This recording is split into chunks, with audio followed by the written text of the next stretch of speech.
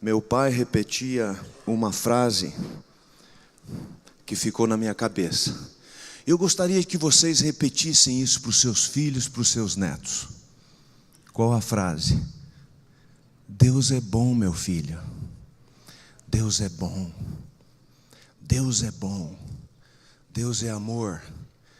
E foi ele que me ensinou o seguinte: se você nunca ouviu isso, vai ser bom para você. Daí você ensina o seu filho, você ensina o seu neto. Sabe o que ele me ensinou? Ele disse o seguinte: Wagner, você já notou que Ellen White começa o primeiro livro da série Conflito com 3 palavras? Quais são essas 3 palavras? Primeiro livro, qual que é o livro? Patriarcas e Profetas. Quais são as primeiras 3 palavras que ela abre a série do Grande Conflito, que são 5 livros? Deus é amor. E o meu pai, junto com a frase Deus é bom, ele dizia: Deus é amor, meu filho. Deus é amor. O último livro, O Grande Conflito, tem um parágrafo que eu decorei muitas vezes e falava isso na comportagem, né? 16 férias comportando. O grande conflito terminou. Pecados e pecadores não mais existem. Uma única palpitação de júbilo e de alegria vibra por todo o vasto universo. Desde o minúsculo átomo até os maiores mundos, animados e inanimados em sua perene beleza e perfeito gozo, declaram que Deus é amor. Nós temos que representar o caráter de Jesus, de Deus, como um Deus de amor, um Deus bondoso, um Deus solidário, um Deus de misericórdia, um Deus conosco. Isso fica na nossa cabeça, gente. E eu creio que sou mais feliz, que sou um pouco mais, tenho mais paz, porque eu aprendi isso todos os dias, todas as semanas, todos os meses, com o meu pai, com a minha mãe. Oração, oração, oração. Ellen White fala o seguinte, escutem essa, gente, vocês vão gostar. Conversando com o Dr. Reinaldo Siqueira, ele me disse assim: Wagner, você notou o pensamento de Ellen White que está na sexta-feira da lição da escola sabatina? Isso há vários anos atrás. Ele disse assim: eu li o pensamento. O que você quer enfatizar, Dr. Reinaldo? Aí nós conversamos e eu voltei ao pensamento. Sabe o que o pensamento fala? Nós não sabemos, Ellen White, eu vou parafrasear o pensamento, porque eu não decorei exatamente palavra por palavra. O pensamento que estava na lição da escola sabatina há vários anos atrás, de Ellen White, sobre a oração. Nós não sabemos orar. As nossas palavras são desorganizadas, são incoerentes, são limitadas e falhas. Mas o Espírito Santo leva as nossas orações, traduz, dá nova forma, coloca em palavras compreensíveis e traz essas orações para Jesus. Jesus, ela continua, toma essa oração e leva ao Pai. E olha como ela termina esse pensamento. E o Pai sempre responde à oração. De quem? De quem? O Pai responde à oração de quem? Ela diz, e o Pai sempre responde à oração de Jesus. Veja o que a Trindade faz por nós, gente. Nós não sabemos orar. O Espírito ora com a gente, traz as nossas palavras, dá sentido a elas e leva para Jesus. Quem é Jesus? O nosso sacerdote intercessor. Jesus intercede por nós junto ao Pai. E o Pai sempre responde à oração de Jesus. Tem coisa melhor? Tem maior esperança do que essa? Tem maior alegria do que essa? Eu Confesso, várias vezes eu chorei. A professora Tânia também, com o que o pastor Darius, doutor Darius, nos falou há pouco. Alguns de vocês choraram? Ergue a mão, gente. Alguns de vocês derramaram a lágrima. Não precisa se expor também. Não quer erguer a mão, não erga. A gente tem um certo sentimento que a gente não deve chorar. Chorar é muito bom. E eu chorei de alegria, gente. Que alegria! Vamos em frente. Oração. Sacrifício e discipulado na missão. O exemplo dos morávios. Antes de entrar no exemplo dos morávios, eu vou contar alguns pequenos exemplos sobre o trabalho que a gente pode fazer. Quando eu era estudante em Massachusetts, eu tinha uma vontade de plantar igrejas. Eu era um estudante lascado, gente. Eu trabalhava demais, 2, 3, 4, 5 empregos. Minha esposa fazia enfermagem, eu fazia um mestrado na área de psicologia, na Universidade de Massachusetts.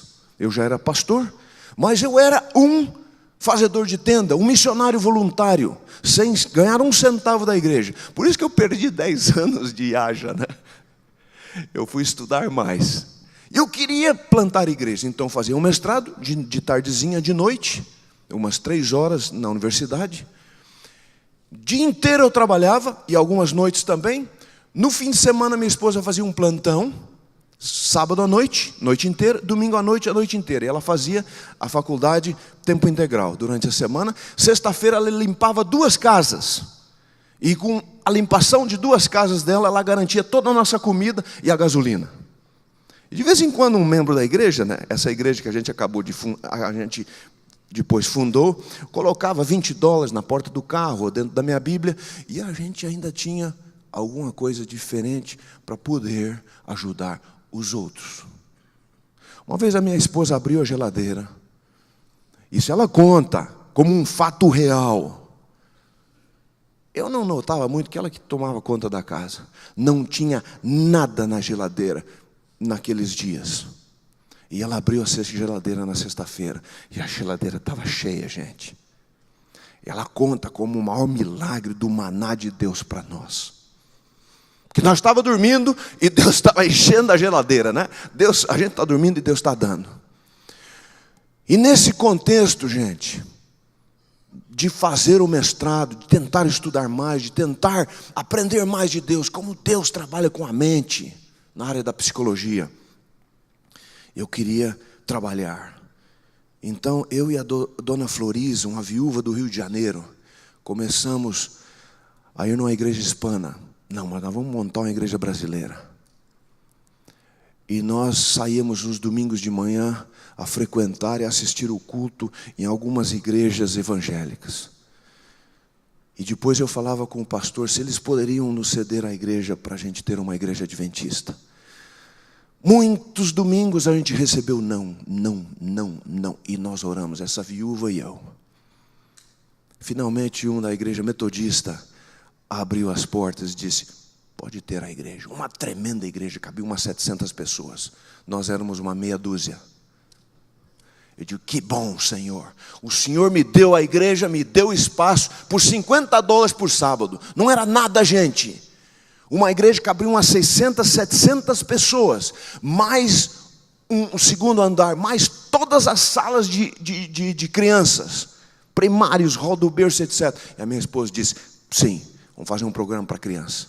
E eu saí, e a dona Florisa, conclamando tudo quanto era brasileiro, os ilegais, os tortos, os mentirosos, os adúlteros, todos os brasileiros que saíram do Brasil com crime, com adultério, os adventistas também. Separaram da esposa, foram para lá. Não estavam mais na igreja. Eu ia em mundo de restaurante, gente. Batia no restaurante, entrava naqueles restaurantes. E na cozinha estavam os brasileiros. Nós somos escravos, às vezes, em outros países, né? Eles estavam lá, cozinhando, lavando louça. Mais lavando louça e lavando e etc. Porque não falam inglês, então, obviamente que o chefe da cozinha não vai deixar eles fazer os pratos. E eu entregava uns folhetos, entregava Caminho a Cristo, entregava uns cassetes. Naquela época era cassete, né? Hoje é DVD e outras coisas melhores. Vem na nossa igreja. E a igreja foi aumentando, gente. E a igreja foi crescendo. E começou conjunto. E a minha esposa convidava as criancinhas para vir. E os pais, por obrigação, traziam as crianças. Aí as crianças convidavam outras crianças. E traziam seus pais. E Deus nos deu uma igreja grande. Eu viajava mais ou menos 40 minutos. Uma distância longa, gente. Longa. Porque eu ia muito rápido, inclusive. Não tinha dinheiro para gasolina. Todos os sábados. Para essa igreja. E Deus deu uma igreja. E a gente orava e Deus dava mais membros. E a dona Floriza, uma carioca viúva, gente, trabalhava incansavelmente para levar pessoas para Jesus. Enquanto a minha esposa trabalhava sábado à noite, eu nos restaurantes visitando os brasileiros. A maioria deles naquela época ilegais. Tortos como eu, vasos quebrados como eu, mas precisando de Jesus. Todos nós, gente, somos vasos quebrados. Não pense que você é melhor que ninguém. Não pense que você tem vantagem, não. Você é um vaso quebrado e eu sou pior ainda. Torto, imoral, pensa errado. Nós precisamos de orar para Jesus. E daí o Espírito Santo leva as nossas palavras tortas, né? Traz para Jesus. Jesus apresenta para o Pai. E o Pai sempre responde o que Jesus quer. O Pai responde para Jesus. Não é para nós, não. Deus, o Pai, dá para Jesus. E Jesus dá tudo para nós, através do dom do Espírito Santo também.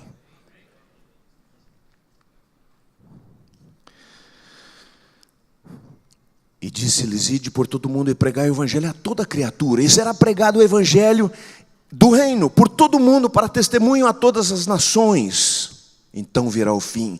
Vós sois a luz do mundo. Eu já falei sobre isso. E o que mais diz? Assim brilhe a luz de vocês diante dos homens, para que vejam as vossas boas obras. Nós também estamos falando de boas obras, que é o fruto do Espírito, de Jesus viver em você e por você. E glorifiquem ao Pai de vocês, que está nos céus. O que é esse glorifiquem? É o que o Dr. Darius falou. Solo Dio glória. A Deus a glória. Somente a Deus toda a glória. A Deus toda a glória. Novamente Jesus disse: paz seja com vocês. Assim como meu Pai me enviou, eu vos envio. E ele disse, e com isso soprou sobre eles. E disse: recebam o Espírito Santo. Vocês estão recebendo, já receberam, continuam recebendo o Espírito Santo. É para fazer a vontade do Pai. É para dar o fruto do Espírito. Porque Jesus vive em você. Quer viver em você. Vai viver em você. Ele está conosco, porque Ele é Deus conosco. Um dos temas mais lindos da Escritura. Eu tenho lido a Bíblia, gente. Deus tem me ajudado a ler a Bíblia. Eu não consigo ler a Bíblia. Eu não quero ler a Bíblia.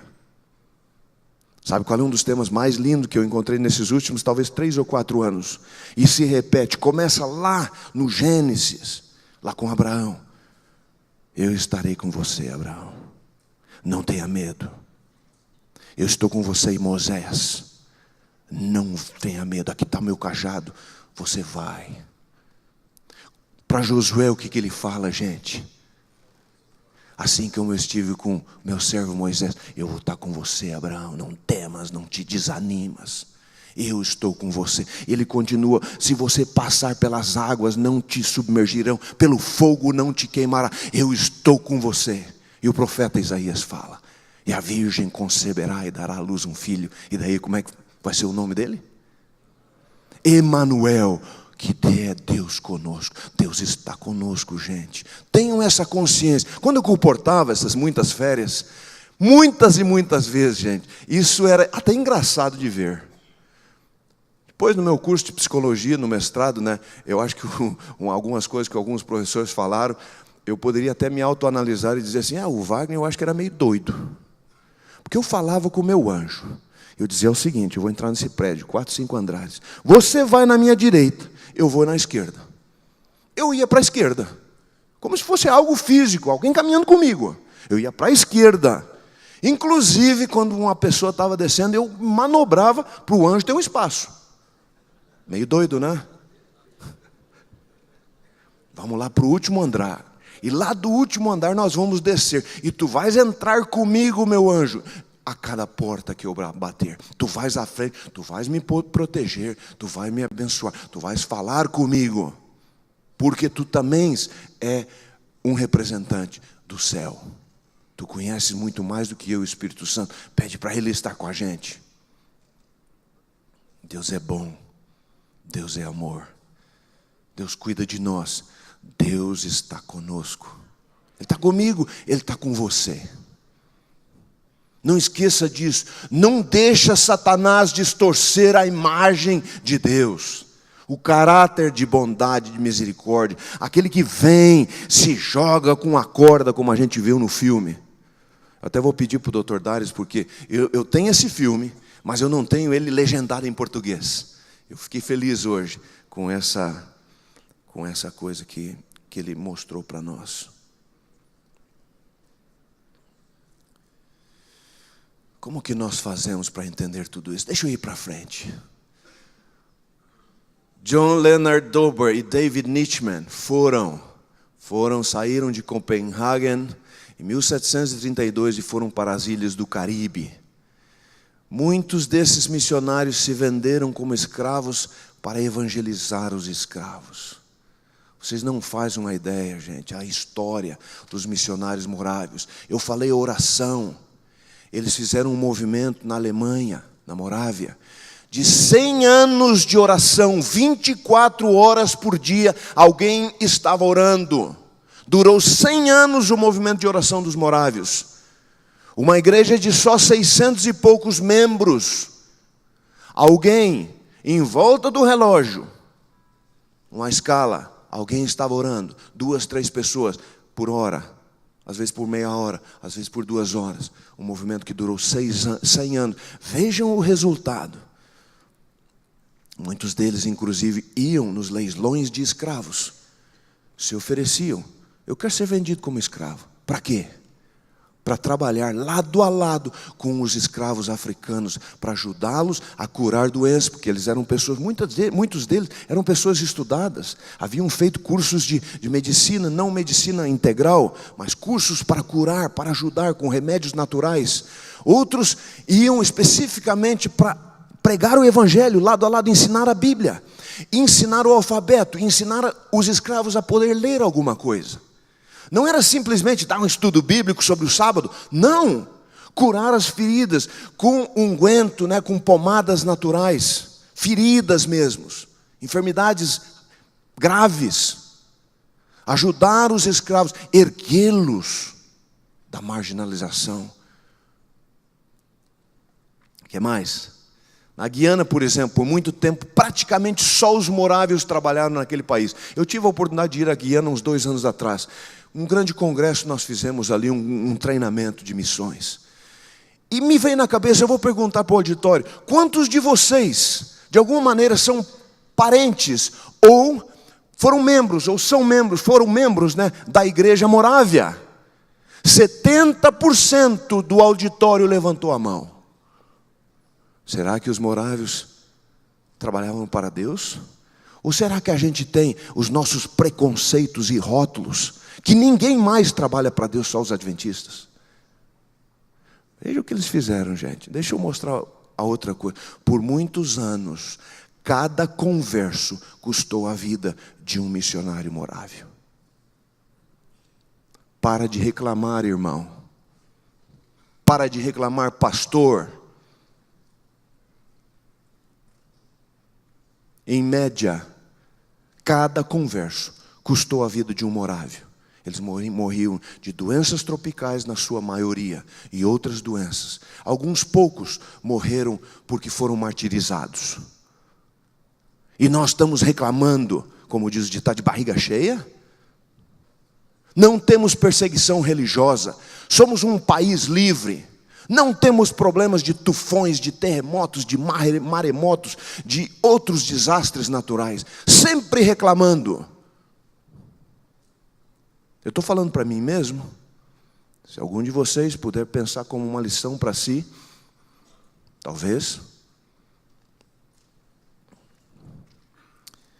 E assim centenas de morávios perderam as suas vidas. E eles, quando compravam o ticket, né, o bilhete, a passagem de navio, era de ida só. E a história conta, gente, eu quase choro, me engasgo aqui. As mães, os irmãos, as irmãs, as esposas, os filhinhos clamavam na beirada do navio: não vai, por favor. E eles iam. Maridos deixavam as esposas, iam. Quem sabe na esperança de um dia a esposa poder vir. Bilhete, passagem, só de ida. Hoje, eu já fui por missionário em alguns países, sempre tive passagem de ida e volta. É fácil, gente. É facílimo você, ancião, relocar a sua família e ir morar num distrito onde não existe, numa cidade, num município, nenhum adventista. O que você está reclamando? Você acha que isso é complicado? Com rodovias maravilhosas que nós temos no Brasil. Eu já fui em muitos países onde tem buraco na beirada da estrada, esperando a vez deles para eles entrar por meio da estrada. Ah, não entenderam a piada, né? Entenderam, sim, vocês são queridos, né? Moçambique, Malawi, tem alguns lugares lá, gente, que os pastores não levam as suas famílias para morar em alguns distritos. Porque a malária, e malária cerebral, é tão forte que eles sabem que é ir e voltar num caixão. E vários já fizeram isso e vários já voltaram num caixão. Eu fui visitar Munguluni, um lugar bem remoto. Botei muito repelente, gente. Manga comprida, roupa, meia, calça jeans para mosquito nenhum morder. Mosquiteiro de noite. E quando eu estava saindo de lá, Deus me deu a graça, né, de não ser mordido. Não, ou se mordeu algum mosquito, não tinha malária naquele. Quando eu estava saindo, um casal de bolivianos que foi para lá como missionário, estavam indo para o hospital. Tinham chegado 3 dias antes. Eu já estava lá quando eles chegaram.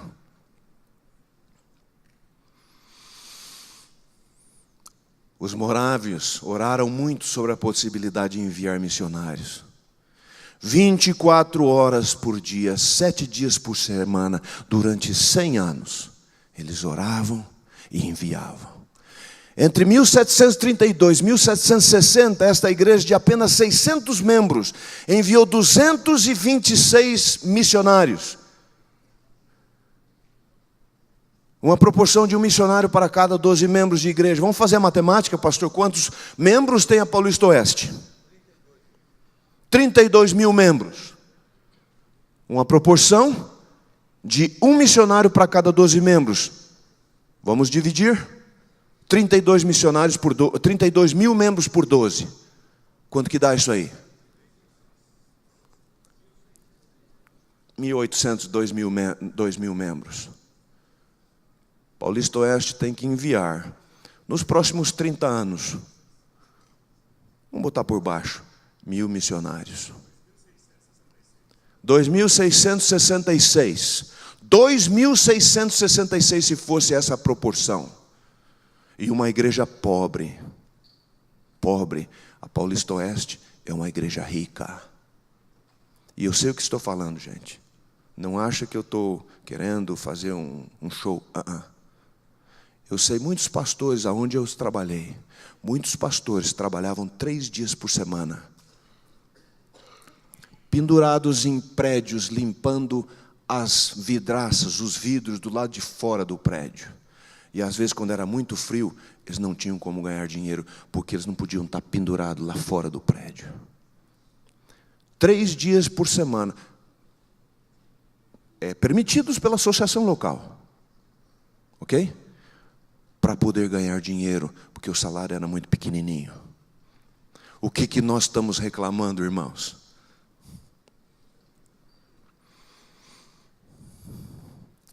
A igreja Morávia enviou missionários para muitos países, incluindo as ilhas do Caribe, Greenland, Gana, África do Sul, as colônias americanas, onde foram aí para evangelizar os nativos e os escravos africanos.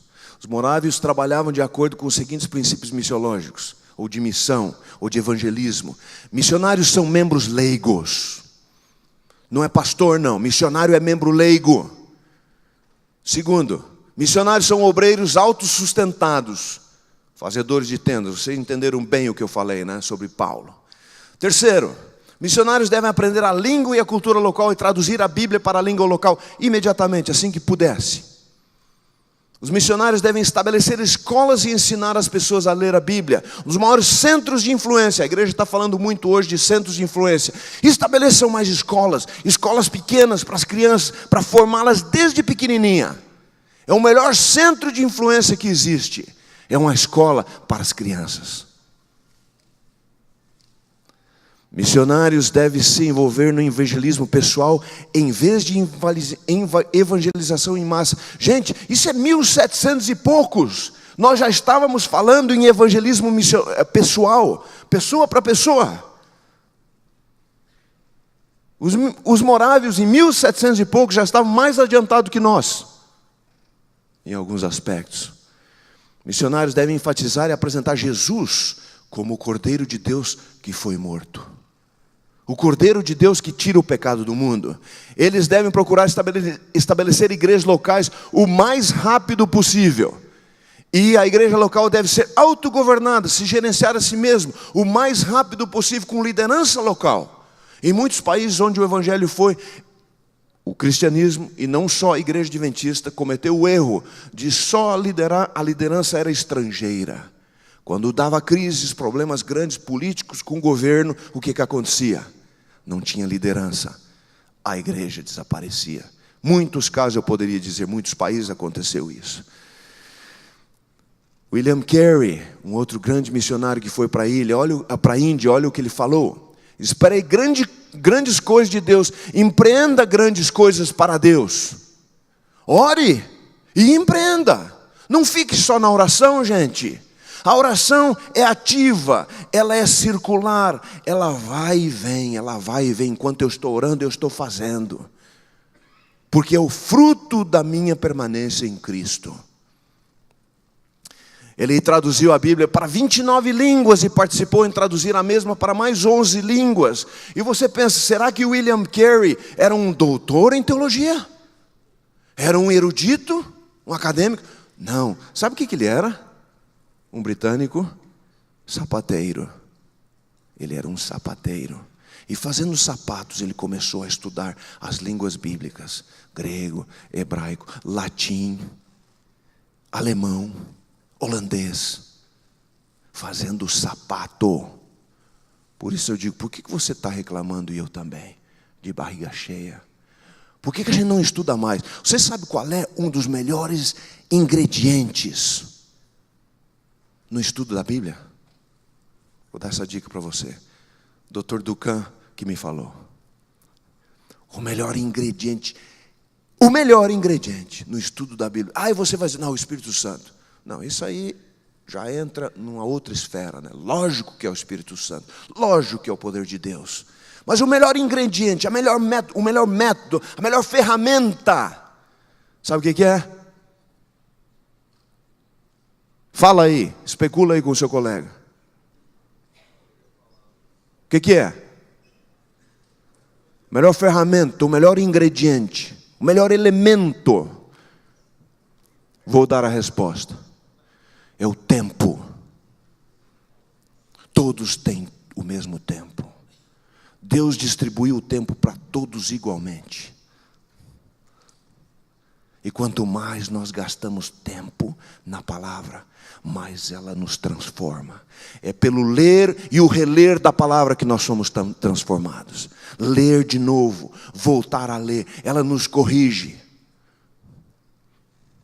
Quantos de vocês, de repente, não separaram ainda o seu casamento, porque você leu a palavra e você pensou assim, se eu separar é porque eu sou egoísta, né? E se você está pensando em separar, irmão, Volte a ler a palavra. Ela vai te ajudar. Eu poderia dar outros muitos exemplos, mas vou deixar por aqui. E ele, no seu leito de morte, ele fala para um colega, tremendo missionário e missiólogo, Alexandre Duff, um escocês: quando eu me for, não diga nada acerca do Dr. Carey. Fale acerca do Salvador dele, do Salvador desse missionário. David Livingstone foi para a África em 1840, e ele falou: Deus teve um único filho e fez dele um missionário, ou enviou como missionário. Você está reclamando que seu filho de repente vai para um outro lugar? Deus teve só um e o enviou para cruzar uma fronteira, para descer do céu para esta terra. Michael Cichowski, um polonês, Dr. Darius, já ouviu falar de Michael Cichowski? Um polonês. Sabe o que ele fez? Ele é um ex-padre católico, foi batizado para a Igreja Adventista em 1857. Evangelista de grandes cidades. Aí aqui nos Estados Unidos, né, estou falando como se eu estivesse lá na Andrews, né, mas aqui nos Estados Unidos, lá nos Estados Unidos, ele começou a visitar algumas igrejas evangélicas. Porque a Igreja Adventista não aceitou que ele fosse como missionário regular. Não o apoiaram, não aceitou, não o ajudou. Nós, né, os adventistas.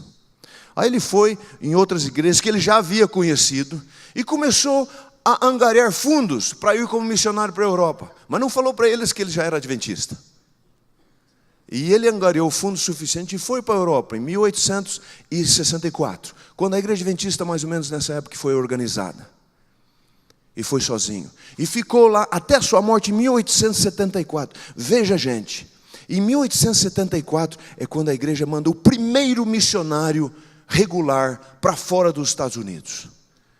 J.N. Andrews, né? John Nevins Andrews. Eles se encontraram brevemente na Europa. Ele já havia estabelecido várias igrejas.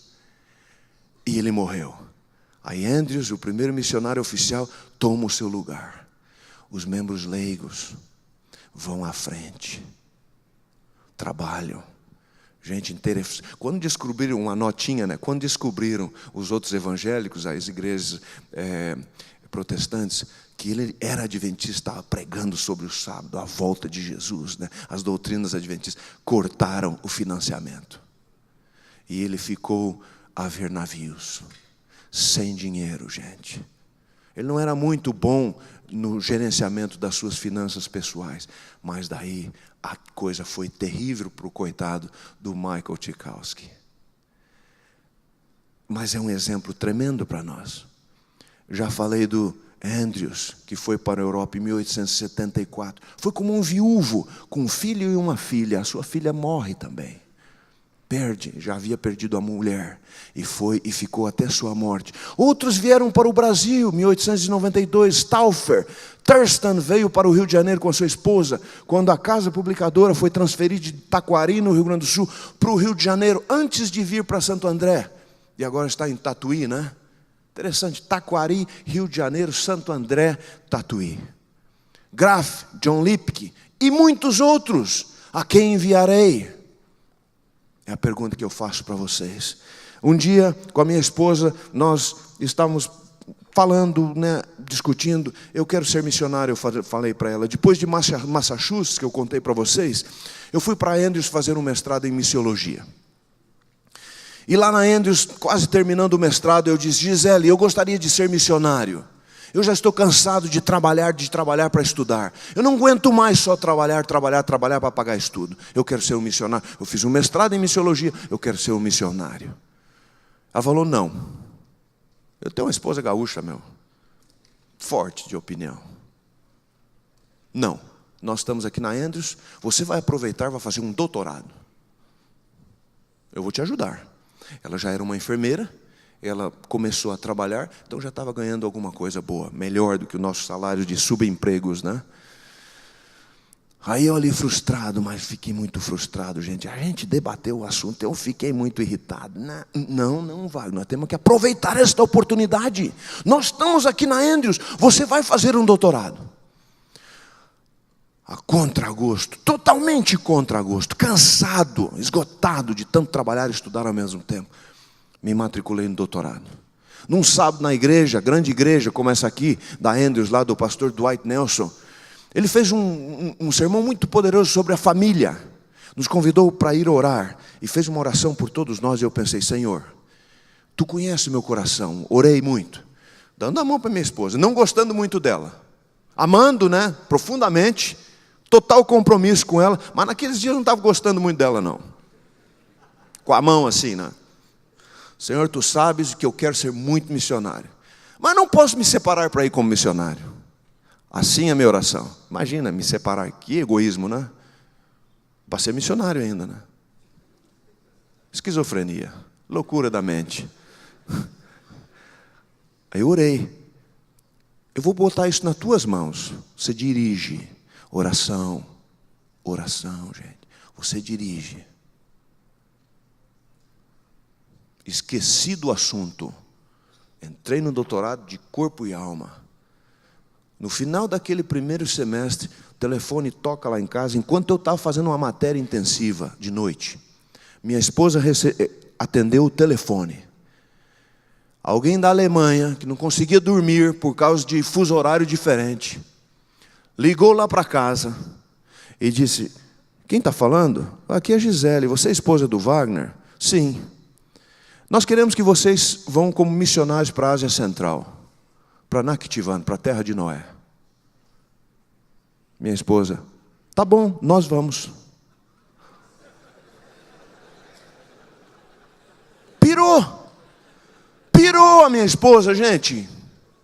Eu cheguei em casa, senta Wagner. Ela nunca fez isso, me mandou sentar. Mas por quê? Me fala. Não, senta. É muito importante. Sentei. Qual foi a pergunta que você me fez antes de nós casarmos? Eu digo, para, mulher. 6 anos atrás, você acha que o homem lembra de coisa? Pergunta nenhuma? E insistiu a danada, né? Insistiu com a pergunta. E eu, finalmente, né? É que você tem que se lembrar. Se você não se lembra de coisas específicas, gente, você está morto. Eu digo, finalmente, Jesus me ajudou. Eu digo, Gisa, uma pergunta muito importante que eu te fiz foi, você vai para o campo missionário comigo se a gente casar? Ela acertou. E o que eu respondi? Você respondeu, eu queria, mas eu estava assim, com o dedo cruzado. Alguém acabou de me ligar, e eu falei para essa pessoa, quem te ligou? Não sei. Para onde nós vamos? Não sei. Mas eu falei que nós vamos como missionário. Que vamos nada, Gisa. Nós vamos, eu falei que nós vamos. Deus falou comigo. Digo, mas como? Quanto a gente falou sobre isso, dialogamos sobre isso como missionários. Oração, gente. Deus é bom. Deus ouviu. E nós fomos. Nós fomos. Ela insistiu tanto, eu não tinha dinheiro na minha conta telefônica. Eu tive que arrumar $50 para botar lá o depósito, para poder fazer alguma ligação. Liguei para a conferência geral. Finalmente encontrei alguém que me disse, estamos chamando vocês.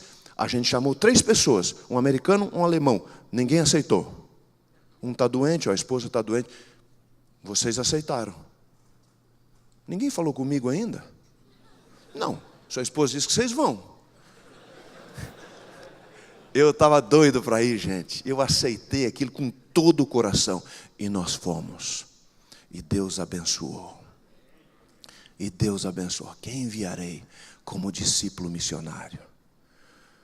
Se algum colega de vocês pedir para você, mude para um outro município, não tem nenhuma igreja adventista. Vá, meu querido irmão. Para de sentar numa igreja com ar-condicionado, boa, confortável. Vá, você vai ser a pessoa mais feliz do mundo. Quem coloca Jesus como o primeiro, o melhor e o último em sua vida, Ellen White fala, é a pessoa mais feliz do mundo. Vá, e nós fomos. A primeira escala que fizemos, uma escala grande, foi em Istambul. Tiramos 12 peças de mala. 4 nossa, tudo que nós tínhamos, tudo estava em 4 malas. E mais 8 da ADRA, com missão global. Eu fui trabalhar como diretor regional da ADRA, Na época eu era voluntário. Nem salário bom eu tinha. Salário de voluntário. Istambul. Olha só como Deus faz as coisas. Perdemos a conexão. Queriam nos cobrar $2.800 pela bagagem. Há muitos anos atrás. Pobre como eu, como é que vou pagar $2.800? A sua bagagem... Não, nós já pagamos em Washington. Por que eu vou ter que pagar de novo? Ali o enredo foi se prolongando e tal, o drama, os turcos são meio dramáticos também. E eu fui. Finalmente não teve jeito, gente. Fui lá e paguei.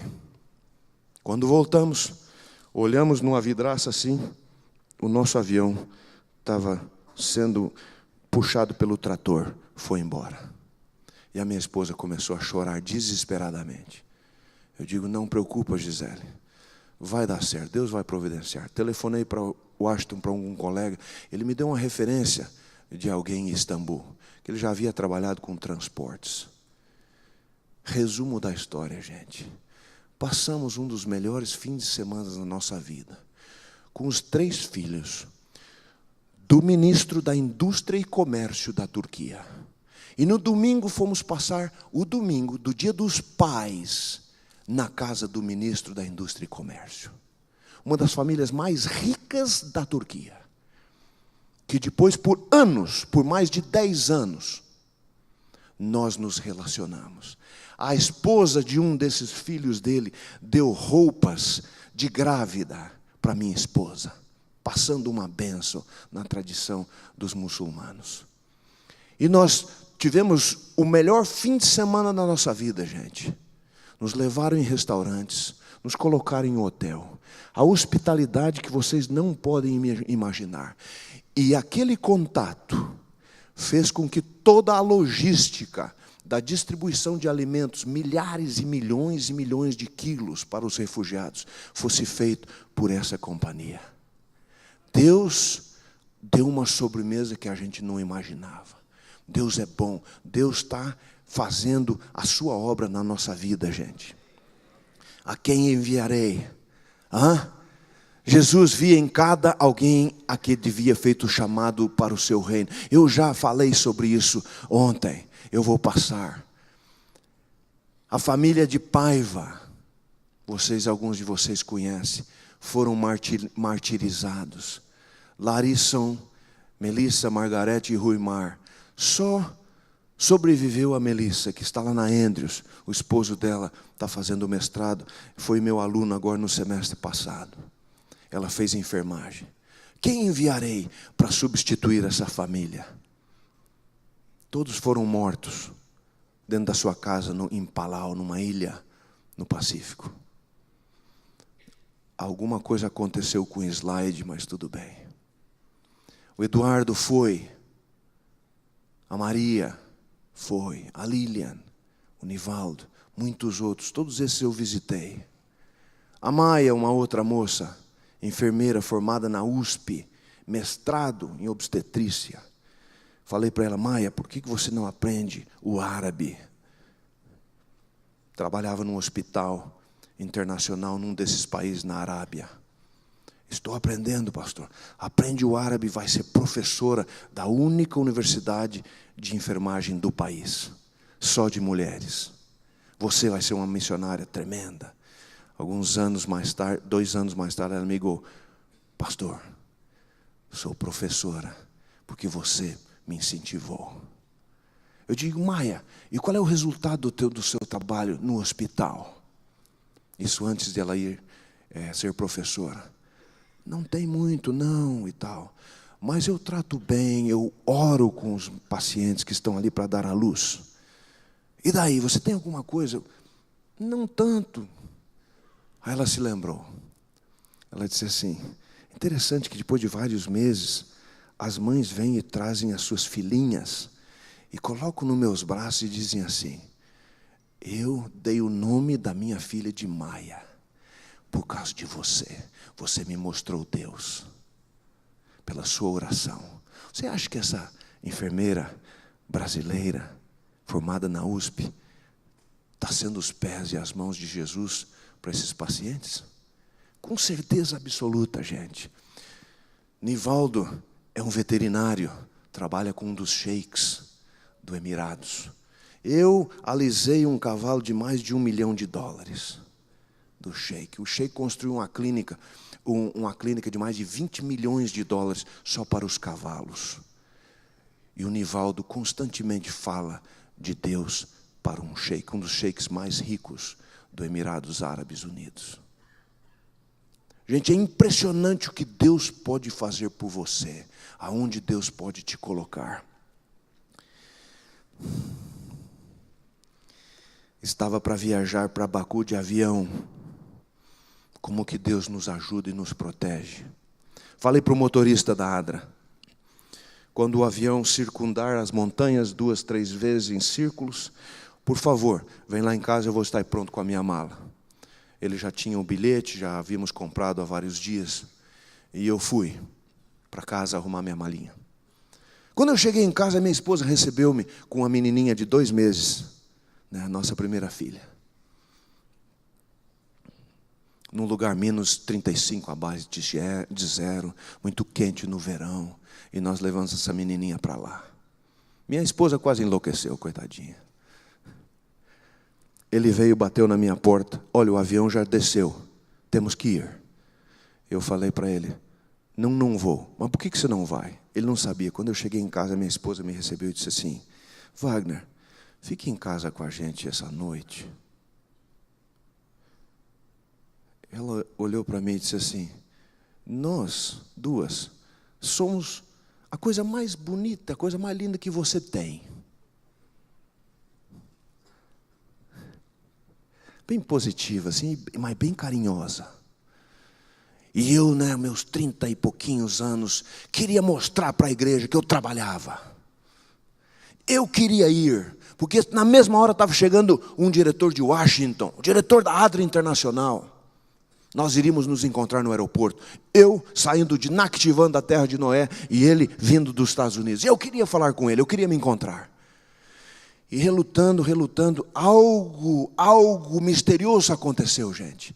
Ela repetiu, fica com a gente, por favor. Tá bom, eu vou amanhã.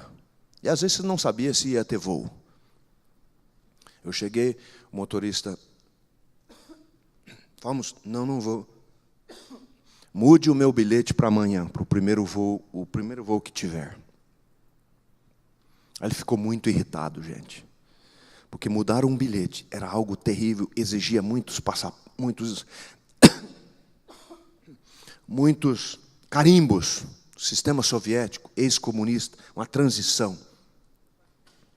Ele saiu quase que me xingando, mas como eu era o diretor, ele teve que fazer. Difícil isso, né? E com muito cuidado, eu senti um dos caras mais diplomatas, mais mansos, gentis que você poderia ter como empregado. Naquele dia, ele perdeu. Ele foi embora. 1h30 depois, eles bateram na minha casa. Wagner, o governo está pedindo que a gente vai ajudar. O avião caiu, quase todos morreram. Deus está conosco. Deus me poupou, gente. E nós fomos recolher os pedaços de pessoa. Eu não tenho aquele ticket para provar. Porque ele teve que usar aquele bilhete para ir trocar por outro bilhete. Não tinha como eu ficar com o bilhete. Eu não me lembrei de fazer uma cópia, obviamente. Quem que vai pensar que o avião vai cair? Mas está na internet. E eu já vi 2 ou 3 vezes para ir e me recordar o que Deus fez por mim. O relatório desse acidente aéreo. Por que o avião caiu? Quantas pessoas morreram? E nós fomos coletar, recolher torsos, pernas, mão com um anelzinho assim. Pedaços de cabeça. E nós fomos levar para uma mesquita muçulmana, espalhar aqueles pedaços para ver se as famílias reconheciam. E 1 semana de luto com essas famílias. E a gente com as mesmas famílias, presente, tentando ajudá-los e animá-los. Deus me livrou do mal. Porque Deus é bom. Eu poderia ter ido. Eu não sou diferente de ninguém. Tantas pessoas morrem a cada dia. Mas Deus me livrou. E eu falo isso para dar um testemunho da bondade de Deus. Para que vocês ouçam que Ele faz boas coisas. Que Ele protege a gente.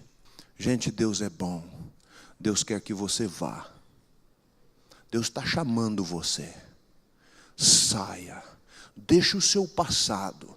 Mas deixa o seu futuro também. Que Deus abençoe.